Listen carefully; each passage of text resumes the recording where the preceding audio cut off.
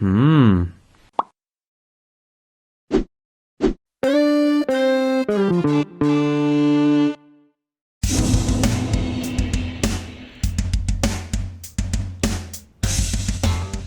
Welcome to Go Do It Yourself, a bi-weekly podcast about streaming on the internet. I am Cherry Cake. And I am Crunky. And I'm Chichen, I guess. Hi. Today's guest is Chichenlol. You can find him at twitch.tv/Chichenlol, Chichenlol. We aim to bring you regular interviews with your favorite streamers, find out more about the person behind the webcam. To give you a more inside look on how they got started, what their goals are, and what keeps them coming back to stream. Chichen is a variety streamer, West Coast, who plays games like Soulsborne series, Pyre, Darkest Dungeon. Welcome, Chichen. How are you today? Doing all right. Woke up recently, but I'm all right. How's everyone else doing? Man, I'm doing really great. Thanks. Yeah, I think we're all okay today. Yeah. Can you just tell us, when did you start streaming? Got you interested in it? I started streaming, I originally started off on Justin TV, at least a little bit, like just a bunch of like random little mini streams I was like just kind of doing for friends, and I thought that was kind of fun. I started getting, way back. I don't even know if it was on the same account or if a different account. Honestly, it's been so long I don't remember. And then March, like 10th or 9th, I believe that's when I had my 1-year anniversary. Around that time, last year, I got into streaming. So I've been streaming for about 1 year and 5 months, I think. Sounds about right. So, been going for quite some time, but still not super long. Did you initially start out on Twitch? Was that the beginning platform that you started on? Yeah. I also had like a YouTube thing at one point, but really I never did much with it. And Fair enough. I just found Twitch stuff to be a lot simpler in terms of like getting content out there and not having to go through the whole editing process and stuff like that. It makes it a lot simpler. I was going to say, didn't YouTube live streaming kind of come in later? Yeah, that came in much later. I'm new to this whole thing, so I've kind of retroactively learning about it, but that makes sense. So you were talking about just then about the not having to edit part of the Twitch streams. What is the best part of streaming for you? Community stuff is very important for all, just being able to like hang out with people and do these kinds of things. Like I wouldn't be doing challenge runs and stuff like that in Dark Souls and stuff like that if there weren't people to talk to constantly. Like that would drive me insane to just be alone in my head doing these challenge runs and kind of doing that kind of stuff. Also just being able to like try and put content out there and actually get immediate feedback instead of working on something for several days at a time and then eventually getting feedback and being like, okay, and then, see what I'm saying with the whole like video to I know what you mean. Kind of thing. I've hung out on your streams, and even in some of my own streams I've experienced where the best time is when you're just hanging out, chatting with your friends, and the game happens to be the thing on at the time, or music, whatever, and that spurs the discussion, the conversation to go on. Do you have like a specific goal from your streams after all this time of doing it? Do you like look for a certain level of audience participation or a follower count or anything else along those lines? I am trying to like grow the channel, obviously always, just focusing on growth and trying to see how far the channel can go. I never really looked at follower numbers. I never found that to be the best indicator of like how well a channel is doing. I just mostly like, I'm gonna look at how much chat's talking, and B, how much like viewer count is kind of averagely going up over time. Yeah, do you use any of those like Twitch services that give you a report at the end of the week or something? I've noticed that Streamlabs added that soon actually, but I've mostly just been looking at Twitch's stats page and stuff like that. Every now and then, I don't look at it constantly because I feel like that drive me insane. Yeah, I hear that. I don't like to focus too much on the numbers. Sorry about that. No, you're fine, dude. So of those goals that you set for yourself or that you're kind of leaning into now, trying to grow your follower count, have you found that what you aim to do today or this week is different than like when you started? A little bit. Like I originally started as like a Dark Souls streamer as well. That was the weird thing. like when I first started up with, at least like when I started getting like regular at streaming, like started actually having a schedule and all that. One of my first streams was like SL1 Dark Souls. Like that was where I started. So like I've been doing that forever, and that like doing SL1 of every Souls game took quite a while. Like that took at least like half a year, I think. Yeah, that sounds absolutely maddening to me. I love Dark Souls, but I think an SL run would literally break me. Just for a noob here, an SL run? Soul level 1, it's basically you do not level the entire game. Thank you. Yeah, Cherry's played some Dark Souls, but basically, when Dark Souls was at its peak popularity, there was a big following of people who would watch and watch these speedrunners never go to a bonfire. They would just run the whole game, like Chichen every night. Not every night, but often I've seen him play Dark Souls or Dark Souls 3 or something, and he does to see how far he can get in one life without dying. And would you? No way. Every time you start the game over, they call it new game. You got to new game +4, I think, last week. Yeah, new game +4. I got to the DLC, so I got pretty damn far, but then I died. Yeah. What? That was all without using a bonfire? No, I'm using bonfires. I'm just not dying. Oh, right. Okay. Nice. Yeah, there's different levels of running. Like I've cut you off. But basically, there's different levels. Yeah. You can not level up, which is soul level 1, or you can never die. And if you die, it's permadeath. You start over. And people combine these. It's like some people are like way crazier at this stuff than I am. There's people that no hit these games. Like they go through the whole thing without getting hit once. There's people that do no rolling, no jumping runs, and no blocking, where they just have to run away from the attacks. Oh my word, that's insane. There's people that do some crazy ass runs, and I love watching them. But there's a point where I'm like, I'm gonna work up towards that. That was my next question. I was gonna jump straight at that because that sounds painful. It's painful. BL4 Bloodborne was pretty rough. I don't know. Yeah, I used to dream about doing speed runs of Dark Souls until I started watching some people. I'm like, I know just enough about the games to know that the amount of hours you have to put in to learn all the little precision input skips and things like that. I've seen you do it 100 times, but there's a jump you can do to get down to Capra Demon that it took me like an hour to do it once, and these people do it every day. Oh yeah, I see people do that one. I've done that one a few times. I generally don't do it in my run because it's not a speed run, you know. It's just permadeath. I'm just trying to go through normally. But that's mostly for people that want to get stuff like Griggs. Like they want to get Griggs early so they can go buy magic. That's the main reason for that, I believe. So what you've learned along the way is you started out with like a very specific narrow scope of one game, and that probably grew you a little bit of an audience, and then you started branching out from there. Yeah, I did a lot of variety casting for a while. Like I was focused on that, and then I just kind of came back to Dark Souls. Like eventually it just kind of led back to that. Like every time it's like, oh, what do I stream? I guess Dark Souls. Like it's kind of that feeling. Like that's the one thing I always kind of default back to. Yeah, it's my comfort game too. I play it. I need to I know what to expect. It's hard, but I like it and I know what I'm going to get. Do you play that, Chichen? Do you play Dark Souls for yourself, or do you play it for the audience?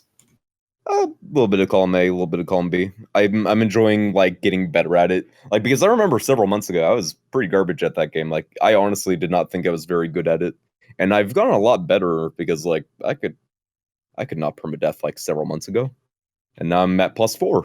Nice. So it's one of those things where it's like, okay.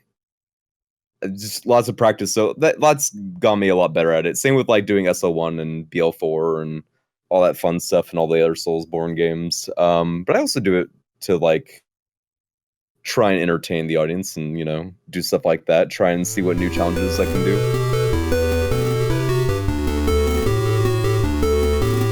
Okay, so we were just talking about Crunky mentioned stuff that you've learned along the way, Chichen. So what kind of steps would you recommend if anyone came to you asking, oh, how do I start streaming? What should I do? What advice would you give to them? Well, I'm still not that huge of a streamer, but I do have things that like I learned early on that like definitely helped. Because there's definitely that like first few months of streaming where you just have no one watching you. Like absolutely no one. Like I remember being back in like the 0 to 2 for the first like 2 months, I think, of viewership. And those were really just kind of rough But really, the most important thing I think is just kind of constantly talking, kind of going through what you're doing, kind of talking out anything. Like I would just bring up things I was watching or playing on the aside, and just kind of bringing that up, even if no one was really there, and just talk about it for a while, just to get my thoughts out there on it.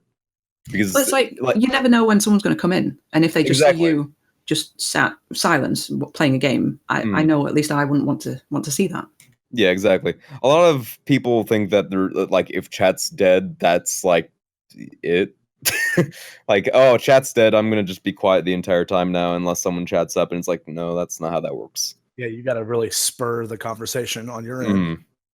Like sometimes there are times where chat's quiet and I'm just like, oh, okay, that's fine, and I'll just kind of ramble for a bit, see if I can get a conversation going, or I'll just talk about something else on my own end and just kind of go somewhere else. And if that leads to a conversation, cool. If not, I'll just keep doing it. I don't care. Right. See if it works out, see if it doesn't, you know. I think that covered point B, Crunk. So do you want to move on to the next bit? Yeah, sure. Sorry about that. Moving on. What would you say is your favorite game of all time? I know that's a cheesy question, but you've played a lot of the Soulsborne games, and you've recommended some really good games to me, and I'm just curious if you have one. Again, that's, you know, the cheesy question, but it's not so much that it's cheesy, it's just that it's so hard to pick in terms of like how much stuff I really enjoy. Yeah, like if you ask me like what's your favorite game of this genre, I could be like, oh, this game. Like my favorite character action game is near Automata, Alameda, a tomato, I don't know. But that game's probably my favorite like character action game. One of my favorite RPGs is like Persona, and then like or like JRPGs, Persona, and then like favorite, like, what would you say Dark Souls is, like action RPG kind of thing? Yeah, like that probably that's probably my favorite of that area, you know. Sure. Do you have a favorite genre, I guess? I really like character action stuff. Like like Dark Souls is definitely like one of my favorite games of all time, but I really have a soft spot for character action games. You're a big fan of like JRPGs then? Yeah, but like I have a hard time going back and playing like some, like I really need like a good one if I'm gonna get back into it, you know. Absolutely. It's a commitment sometimes when you're streaming and you've got the schedule to keep, you know, it's like that's 1,000 hours if it's a really long one. Also, streaming JRPGs is rough, mostly because like I've kind of noticed over time that story-based games are kind of hard to stream. People have to be in from the get-go where they're kind of lost. Exactly. Especially with long ones. With short ones, it's not that big of a deal. But if it's something like Persona 5, which is a 90-hour JRPG, that's a bit more difficult kind of thing. Same with like Xenogears. I tried streaming Xenogears a while back, and you were like, what is going on in this game? I'm like, that's a lot to go on about, man. I don't know. That's what I felt about one of the games you recommended to me was that Nier Automata, which is absolutely an amazing game. But at any time, if somebody tunes in, it's like, are these robots having sex? What the hell is going on in this game? Yeah, they are. Yeah, no, that game's kind of like impossible to really explain to people like as well. Like it's just someone shows up and you're just like, okay, so the humans are on the moon, we're androids, the machine life form. Okay, I don't know. I can't explain this to you. It's like avant-garde art, you know, weird for the sake of being weird. But hey, it looks good.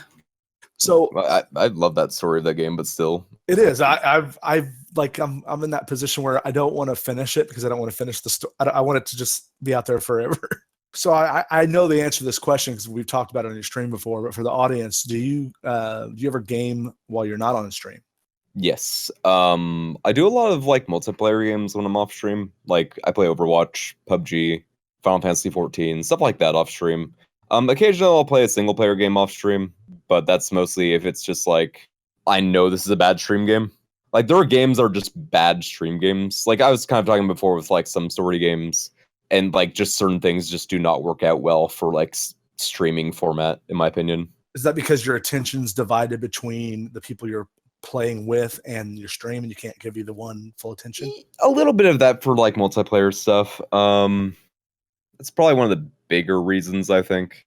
Also, just like I find it easier to focus when I'm doing stuff like that off stream. Like if I'm playing Overwatch, I'm doing competitive. I want to, be more focused than like, oh, I have to divide my attention between the game and the chat. I completely understand what you mean. I stream PUBG, and there's times where I'll all of a sudden realize that there's 2 pages of chat I didn't read, and I'm like, wait a minute, that's bad streamer. Like, I'm doing permadeath Dark Souls, and I'm still keeping up with chat pretty decently. So it's one of those things. But there are slow moments in that game where I'm just not able to go like, okay, let's go through stuff. Waiting on an elevator or something. Yeah. Yeah. I don't know. Like, even during boss fights, I'm able to read stuff, at least in the earlier new games. Yeah, I've seen, especially some of the earlier bosses. Was it Gaping Dragon? You just sit there and nonchalantly read chat while you're whipping the hell out of that dude's face. Yeah. Oh, it's really? so slow. It's just so slow. Are you mainly a PC gamer, Chichen? Mostly. I just did get a new capture card yesterday, so I'm gonna be actually doing some Bloodborne and stuff. I do a lot of other stuff, like I have a Switch, I have a PS4, I have a 360, PS3, all that stuff.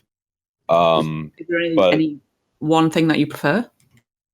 I do definitely prefer PC gaming. Like, I prefer that almost every day of the week. The only time is like if my PC has like a weird issue with a game, or if the game's not well optimized for PC, then I'll probably play it on console. Are you specifically talking about No Man's Sky? No, I don't. I've never played No Man's Sky. I just got it. It's driving me crazy. It's like 24 frames per second. Really? I have not really debugged it. Damn. It could be something stupid I'm doing. I don't know much about that game in general. Like, I followed it for a while and then went, oh, this game's not going to be good, is it? And then it turned out bad. I was like, No. I know they put out that update and it's apparently a lot better now, but as well, I'm just like, meh. Well, what it was is it came out last week. I think it was like $24 on sale, and I said if it was a $25 game when it came out, I'd probably try it. That's why. Yeah. You should have started that. Go ahead, Cherry. I'm sorry. I was saying it should have started at that. It should never have been like, what was it, 40 quid for us? I don't know how much it was for you guys. It was $60 here. Yeah, it was full price. No way has been as much as that ever. I think one of the things with that is that it kind of started as as like an indie kind of thing, and it was probably going to be around like $30-40, and then something happened where Sony realized how successful that was doing and was like, yo, market this as a real fucking video game, let's go. And then, exactly what Crunk said in it. Was it when were you streaming it, Crunk? Saturday. It's exactly what you said. Yeah, it screams that, because they oversold it quite a bit in the marketing spin. And some of the things that they promised are actually coming now, but it has been a year since it came out. Yeah. No two ways about it. They've misled consumers, in my opinion. Yeah. It was just kind of disappointing to hear all that, especially because I was somewhat interested in it, but I was like, I'll wait for reviews and what friends say about it, and then just everyone's like, it's all right. I'm just like, yeah.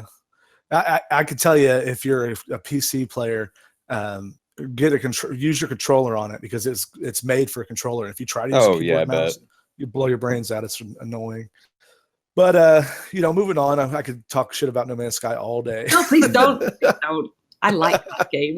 Cherry likes it. It's okay, and there's nothing wrong with liking the game at all. It's just I think for me specifically, and probably for a wide variety of the negative impact it got, expectations versus reality, where there was a huge gap. Oh yeah, no. Yeah, it was not what people expected it to be. Is, I think, the biggest issue. Yeah.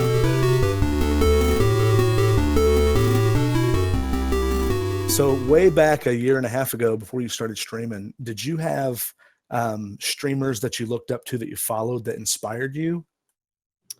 I used to watch a lot of Man vs. Game, Dan's Gaming, Lethal Frag, variety of like big streamers. I didn't really watch that many smaller streamers at the time.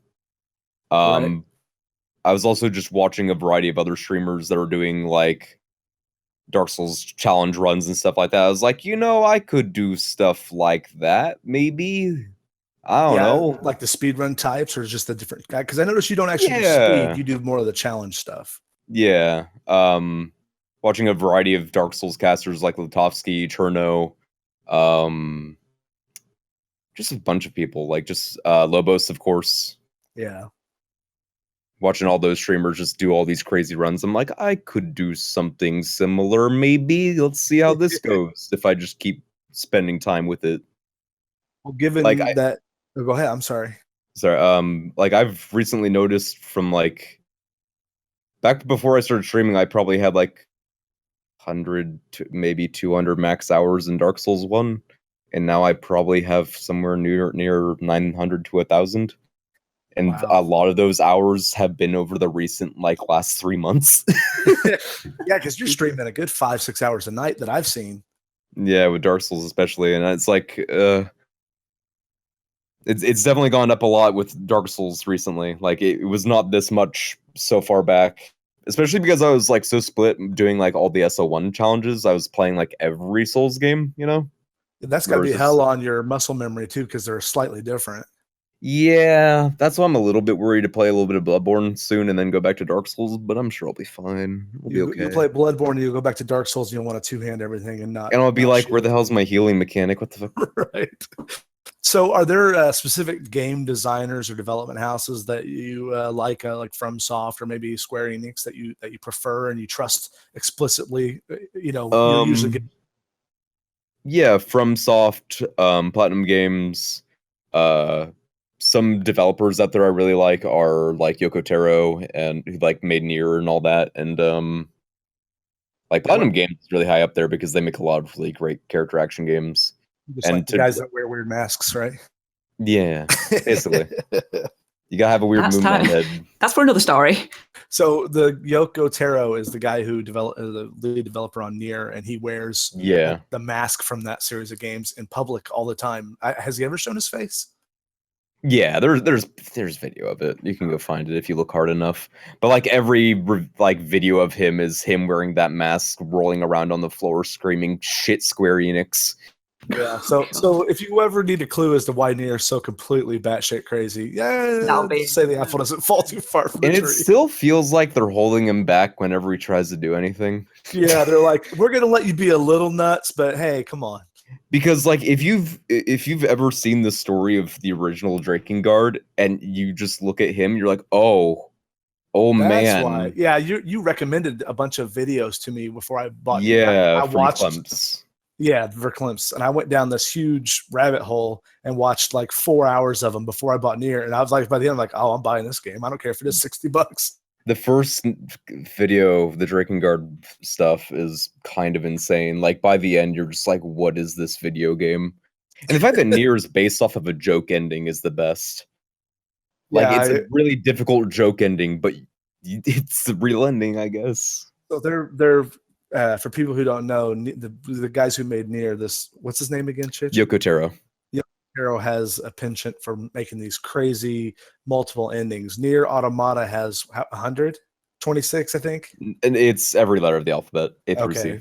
So one of the endings, when Chichen was on my stream, he goes, hey, do me a favor. You want to see one of the endings right now? I go, sure. He goes, take your main chip out of your robot's head, and you get a game over screen and credits. Oh, I remember you doing that. I saw you do that.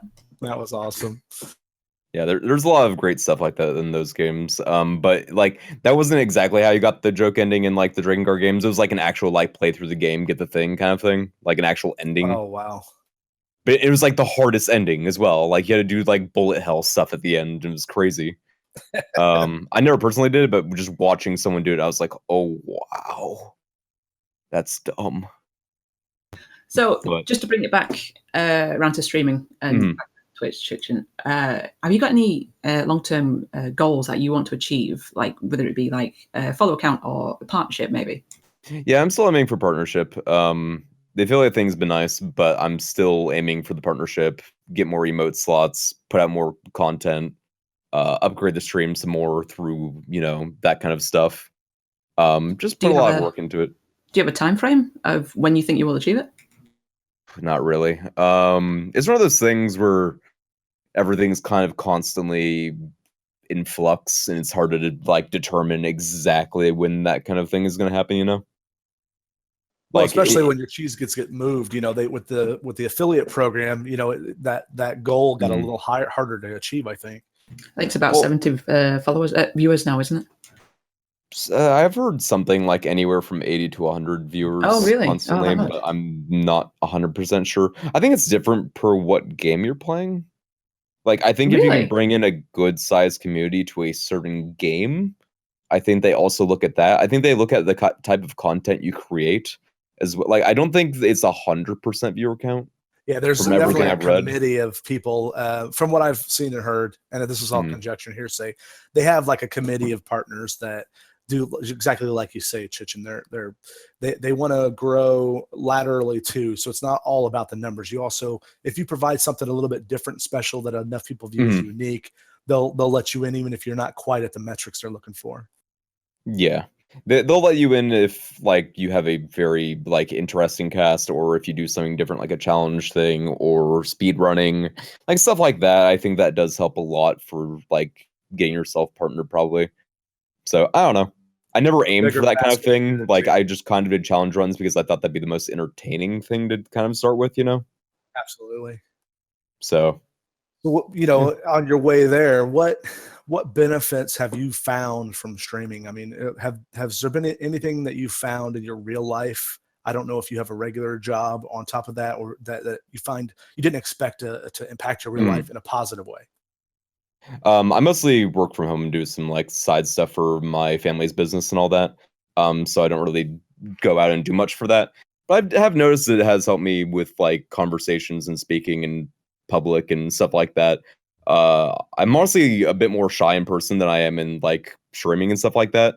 But it actually has helped me a bit with that in terms of actually going out and talking to people and like holding a good conversation. Yeah, a little bit out of the shell. That's cool. I found the similar thing, and I know in talking with other streamers, a lot of people find that it helps a little bit with their confidence and to a lesser extent work ethic. Yeah. So on like if we were just talking about the benefits there, what kind of negative impact has it had on your real life? Even less of a social life, I guess. Lots of sitting, gotta move around a lot because streaming for 6+ hours a day can be not great for that kind of thing. Definitely a lot of like health stuff you gotta pay attention to, mental health stuff. Stuff like that. Just trying to not demotivate yourself is also kind of important for stuff like this, because there are days where you're just like, why am I even doing this? But like, what's the point? And then you just gotta kind of get through that. It's a long process. Yeah, I mean, that's something that I think is very good, key to hit on for new streamers too, is that when everything's new and exciting and fun and for the first time, it's great. And it's easy to sit through one where you've got just a couple of people watching, but after a couple of months of it and you haven't seen the sun in 3 days because you did a 24-hour stream and you're a little bit jet lagged from not sleeping, it can be real easy to go down a rabbit hole. Yep. Or so I've been told. Yeah, I've done one 24-hour stream, and that was way back when I was like actually doing like follower goal things and stuff like that. Right. Because I was like, back then I was like, oh yeah, follower goal. Again, like I said, I've stopped thinking of follower count as important. Like I still see it as kind of a number that helps you determine how well your channel's doing. But ever since the overflow thing, I've also seen it as like very unimportant. Like ever since the new mobile app thing that has the survey that asks you like what kind of games you like and then follows channels based on those games, I've noticed a 1,500 follower increase within like 3 weeks. Wow. So kind of devalues how special it is when you get 100 in an hour. Yeah, exactly. And they're not really there. Down. Well, again, I do appreciate them because it might bring in like new people and exposure and all that stuff. But I have had to like turn off the alerts and stuff like that, mostly because it was just getting obnoxious, constantly seeing it pop up in the corner. Like it's nice to have those names pop up and stuff like that, but I also see it as like it is constantly just going, Right. You almost have to stop acknowledging them after a while.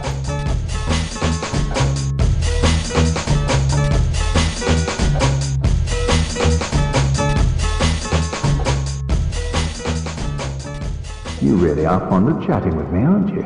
If I didn't know better, I'd think you had feelings for me. Oh no, dear me, pretend you didn't hear that. So, for those that don't know, Fortnite is a new game. I think Crunk, you probably know more about it than me, but from what I can tell, it is a building game. You have to build essentially a fort with other gamers and defend it from zombies. So Chichen, what are your actual thoughts on Fortnite? I give that game. I've not played much so far. I played about, I think, 6-7 hours of it. I was gifted it from a friend of the stream. Tried it out for a while. It's definitely a good game, and I'm definitely going to play more of it. I just haven't had much time. The main issue I have with that game so far is that it is really hard to figure out just random stuff in it. Like, it seems really simple at first. They're like, oh, build this wall, build this thing, and then you go into the menus and the game stops making sense. Yeah, like I was the menus... watching you stream it the other day, and I think I watched you and maybe a couple of people, because I have a friend of mine who's really pushing it on me to play with it. And about 45 minutes of a couple of different streams has just been them in the menus trying to figure out what the hell to do. Yeah, the menus are very confusing because there's so many different like systems. And that can be good, but it's also one of those things where it's like, okay, now you gotta set your squad people. I'm like, my what? And it's like, now you have to go through here and figure out what every weapon's built from, figure out what makes that. And I was like, what is this icon? I tried hovering over it and it won't tell me what this item is. I'm like, okay, I guess I don't know what that item is. You're not supposed to know yet. Yeah. And I was like, okay.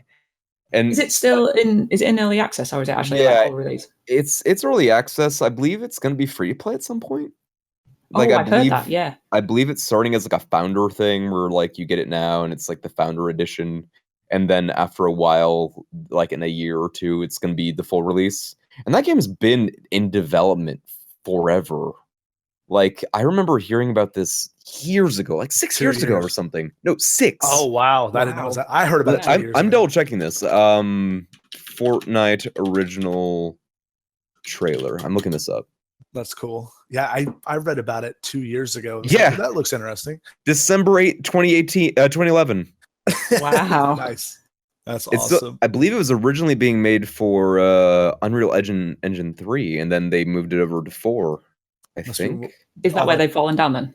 What? Is that why it's been taken so long to produce it? So because they've maybe engines? It might be a bit of that, a bit of like, hey, we put this on the back burner and we're working on something else. I don't know. It seems like it's a mix of things. I wouldn't just say it's, just that. So as a game, do you think it has lasting appeal? Or like, I haven't played any of this game of Fortnite, so you guys know better than me. I think it has some. Again, like a lot of that stuff has to be fixed for like new people to get into it, I think, because a lot of that's super confusing. Yeah. But it is a fun game, especially with friends. I don't think playing it single player or like solo with other people is all that entertaining. But playing it with like 3 friends, I think, is a good time. Like, it's the same as like Borderlands or Left 4 Dead or something like that, where it's like kind of miserable if you're playing it by yourself, but enjoyable if you're playing with friends. I also think that game's actually pretty nice looking. Like it does the art style of it. And I like how the husks look with their skulls popping out with their heads pulled back like their hoods, and I like that design a lot. In terms of gameplay, it is somewhat generic, but also kind of fun. I don't know. I think the game just needs a few things and it'll be a pretty good game. Especially, like, again, I'm not a big fan of free-to-play with microtransaction stuff. I've kind of gotten tired of that. Especially because it kind of seems to be somewhat stat-based in that game, and I've never been a big fan of stuff like that. Like, I used to play a lot of Dota 2, and that game, I think, did it the best at the time, where it's just, oh, hey, everything's unlocked. All 100, etc. characters are just free to play. Go play. If you want cosmetics, then you pay money. Like, that was it. That's the best way of doing it. I've played, the only MOBA I've ever played with any length of time was Dota 2 for that reason. You turn your players into addicts, and then you get their money from cosmetics. Exactly. That's how you do it. You don't just assume everyone's going to be a straight up addict and buy all the characters immediately. You just wait. Give a little taste. You give them the full meal, and then you go, oh, but here's the extra topping. Don't you want it? And you charge for the toppings. Don't you want? Here's this delicious pepperoni pizza, but wouldn't it be better with sausage as well? Nice. Some beef. Just throwing extra stuff on there. Do you think when the game goes free to play, the microtransactions will hurt it in the long term? I don't know. Again, it's one of those things where I'm just always kind of worried about microtransactions in general. Like, I'm hearing about certain single player games getting microtransaction stuff, like Shadow of War is gonna have loot boxes. Yep. And that's a single player game. What are the online stuff? Sorry, Chichen. What are the microtransactions for in Fortnite? It's for schematics and squad members that you put on like points and stuff like that, and you can send them out to do missions and stuff. So it's actually it's beneficial. Yeah, it's not cosmetic. Everything seems to be like actual things so far. And like I think you can find like you do get a loot box at the end of every game, which is nice. But there's like special loot boxes that you also get. Right, I see. So it's a bit weird. Not sure how I feel about it, but I do like the system at the end where it's like depending on how well you personally did in the game, you get a better loot box. That is I think that's nice. Cool. Yeah. I wish games like Overwatch would do that, but right. Then maybe people wouldn't rat each other out as much. Yeah. So I don't know if you've noticed, my wife watches your stream too, the Sunny D. We've been watching it here, I don't know, for a couple of months, and I don't know where this came from, if this is something you've ever done before, but out of the blue, you did this thing during your Dark Souls run where you zoom the camera in and did this like real estate commercial. Oh yeah. Is that something you've ever done before, or we just caught it for the first time? Oh yeah, no, that was the first time I did that, and it's a reference to something. Okay, do you want to share what that reference is? It's a reference to a really dumb Tim and Eric sketch. Oh, okay. It has that low budget feel that I figured it was some kind of satire, or it was like a local reference or something. It was just a reference to that. It's this dumb thing where basically they're going, Jim, we got a free house for you. It's free real estate. Come get your damn land, Jim. I'm not gonna hold these keys all day. And they just basically go on about that for like a full minute and a half, just screaming at him to come get his free damn land. And it's a commercial just for one guy. And then at the end, it just zooms in and he goes, "It's free real estate." Oh God! Is this on YouTube? Yeah. It's from Tim and Eric show. Awesome job. Whatever. Tim and Eric. Yeah. Whatever. I forget the whole name of the show. Well, I just want you to know that you had because we don't know the reference. I watched the show, but I haven't seen every episode, and we were rolling just because it was so WTF. Like where did this come from? You know. Yeah, it's Tim and Eric, awesome show, good job. That's the name of the show. I'm honestly not the biggest fan of their stuff, but that one sketch is great. I love the idea of commercials for one person. Right. I think that's really dumb and great. I don't know. And you're not overdoing it, because I've seen lots of your streams, and that's the first time I caught it. We used to make jokes about that all the time, and I just kind of brought it back with that because I found that text and I was like, ooh, I'm gonna do this at least once. Well, awesome. Good job. So we're going to come up here to the closing of the podcast. All right. This will be a transition that'll be edited out. But what one word would you say, or short phrase, I guess, would you say perfectly describes your channel if you could lock it into that spot, into one little thing? Put you on the spot here real quick.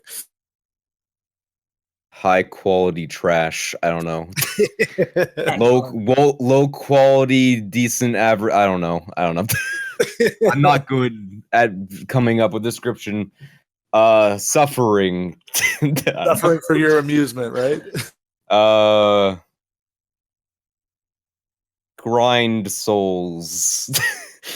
That's all right. What do you? I don't know. I think that hits it right on the head, man. You did a good job. Yeah, grind souls. Yeah. I'm bad at describing what my channel is. It's bottom of the barrel, but about what you expect. Wow. What do you want? Chichenlol, exactly as bad as you think it is. Yeah. Okay, so if you remember those months and months back when you first started streaming, like the very first day that you started streaming, if you had a time machine and you could go back to the day before you started streaming, what would you tell yourself? Besides lottery numbers. Besides lottery numbers. Probably like focus more on like a good default thing while still doing like the variety stuff. Because I think I'd probably be doing maybe slightly better if I just focus more on like that one thing for a while, because it does like drive you insane to do focus on one thing forever. So I don't know. I think I wouldn't change a lot because a lot of it's been a lot of a growing experience. But then again, going back and being like, yo, if you do this, this would go better is also, you know, smart. But I don't know. It's one of those things where it's like a lot of it I wouldn't change, but a lot of it I could benefit. Like, I don't know exactly what I would say because there's not a lot I've really changed. Like a lot of the stuff is like very similar to how I started. Like the only thing that's really changed is how much I talk and like the confidence behind how I talk. I don't think that's something I could really just tell myself, you know? Yeah, exactly. Or you wouldn't listen if you did, right? Hmm? Or you wouldn't listen to yourself if you did tell yourself. Yeah. Like a lot of it was just like, hey, do that. And I'd be like, no, I'm good. What do you know, future me? Go to hell. Kind of. So, for, you know, part of the reason that we're doing this podcast is to like help grow the community and help introduce, you know, our fans to you, your fans to us. If there's some people listening to this podcast right now who've never seen your stream, what would you tell them about you and your stream to entice them to come check it out for the first time? I do a lot of the Souls things and I'm okay at them. I do the high quality stream. I do other things. I talk about JoJo. I talk about a lot of things. Like it's one of those things where it's like, oh, what do you want to say about your channel? I'm like, I don't know. I'm a variety / Dark Souls caster. Hey, come on down. I do a lot of challenges. I'm very okay at them. There you go. You sound like a radio disc jockey now. That's awesome. Come on down. I do all these crazy things. Whoa. Oh, God, yeah. So one thing I didn't ask you, what is JoJo for idiots like me who don't get references? It's a manga / anime that I like a lot, that everyone should go give a chance. But if they stop on the first 2 episodes, that's a mistake because that thing constantly changes. It's one of those things where it's like, yeah, it is. It's one of those things where like the main cast constantly changes. Like every part's a different main cast, a different main villain, different like area. Like it goes from starting in like 1890s, 1880s London to like suddenly 1940s America. And then the next part is all across the world from Japan to Egypt. The next part is specifically in Japan. The next part is in Italy. Part 6 is in Florida. Like it's all over the place.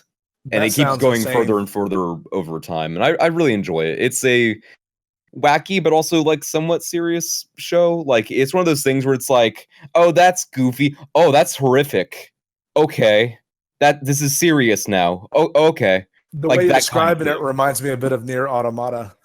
It kind of like in terms of like how it does things. It's never like Nier is constantly kind of about like depression and nihilism and like finding meaning in the world and stuff like that.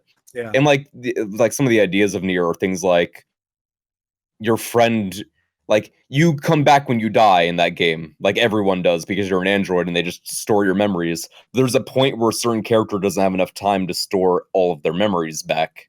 And this is very early on. This is not like spoilers or anything. This is, and then they come back, but they don't remember everything, so they aren't like the same character. You know what I mean? Yeah, they're like an earlier copy or something. Yeah, and then they're trying to form like new things with that person to kind of get that feeling back. So that's always very interesting. Where JoJo's more about like the ideas of villains and characters that are really well like thought out. Like there's a character in JoJo Part 4, and this is the main villain, and their whole thing is that they are a hand fetishist. Okay. And they are also a serial killer. So I think you can see where this is going.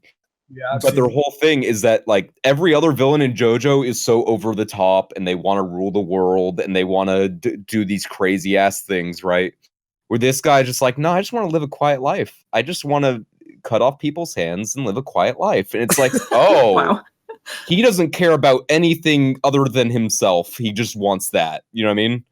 And that's interesting as a villain. Check that one out. That's insane.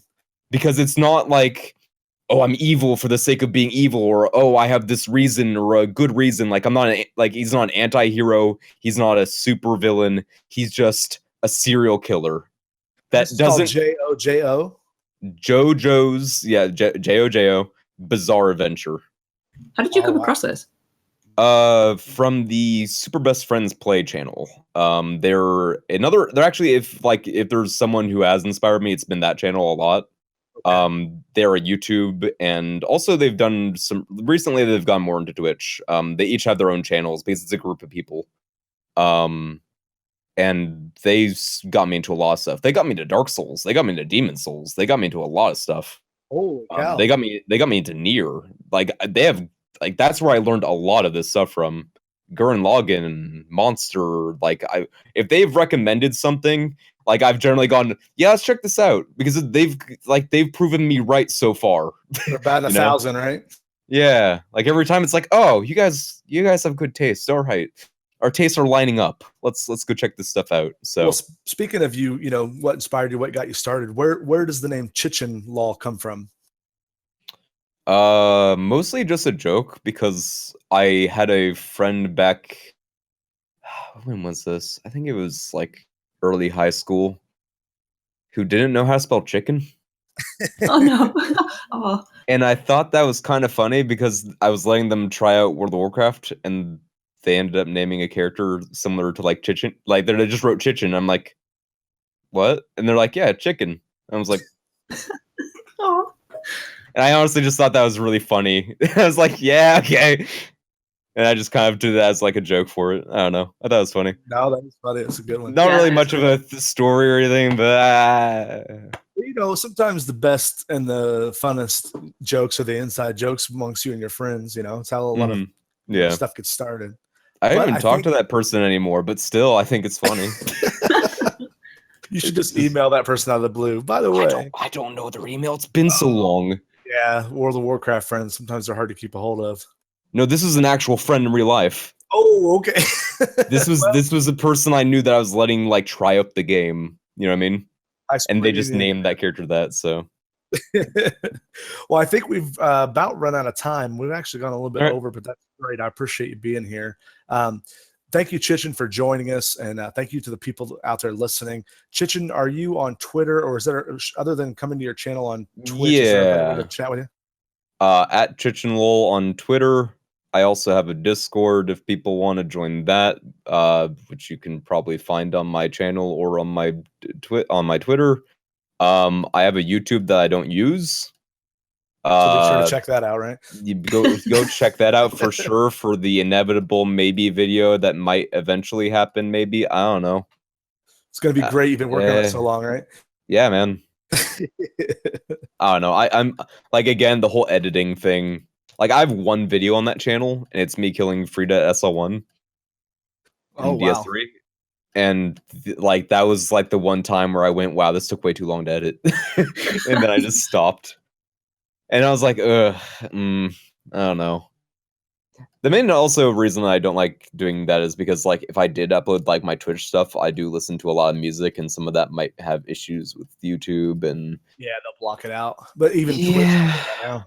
Yeah, like Twitch only does that in VODs though, and like that is like a thing I have to deal with. Like, again, I try to make sure that most of my music doesn't activate it. That's why a lot of my stuff is video game music. I've noticed. Yeah, that's a great idea. But the other thing is that, like, sometimes I'll be listening to a band and like 90% of their stuff is fine except for like 5 songs, and that drives me insane. Oh yeah. Because it's like, okay, what 5 songs are activating this thing? And I just have to go through that, and there's probably not a good way to go figure it out either. Yeah. It's kind of crazy. Like, I don't know. It's cool. Like, I understand why they do it, and it makes sense, but still, it's one of those things where it's like, oh, what song was it? They don't want to get sued. I've luckily only had one highlight I've ever made get muted, and that was, I believe that was SL1 Surlon in DS2 DLC. Oh wow, I don't remember that. I didn't do the DS2 DLC, that's why I don't remember. It's a samurai dude. He's really fast. But basically that one fight, I think,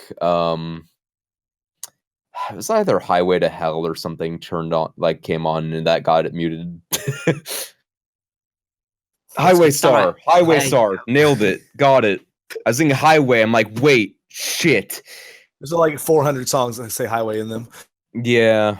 I was like, no, it's a JoJo stand name. Come on, I know this. Well, now I have more crap to watch, and not enough time to watch it. Oh yeah, another thing that can sell people on JoJo is that like there's stands in that, which are basically characters' superpower manifest kind of thing, spirit, whatever. Anyway, they're all named after like rock songs. They're named after Queen songs, Prince songs, AC/DC songs, album names. There's ones that are like Another One Bites the Dust, Killer Queen, Sheer Heart Attack, Crazy Diamond, Highway Star, Echoes, like Pink Floyd stuff. There's so much.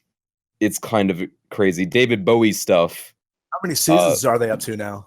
They just finished the season, part 4, which I guess is season 4. And they're gonna be doing 5 soon. Like, again, the manga's way farther ahead because gotcha. But still, go read it as well. It's good. All right, yeah, I'm definitely gonna check it out. Catch us here next time.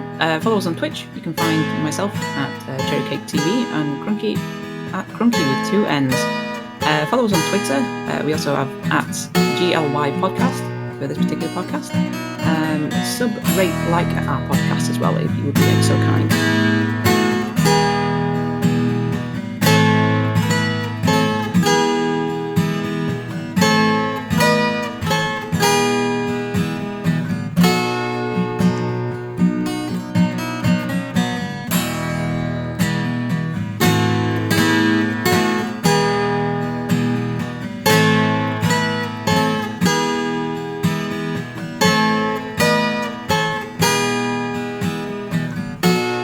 Lurk Yourself podcast is produced by Crunky and Cherry Cake.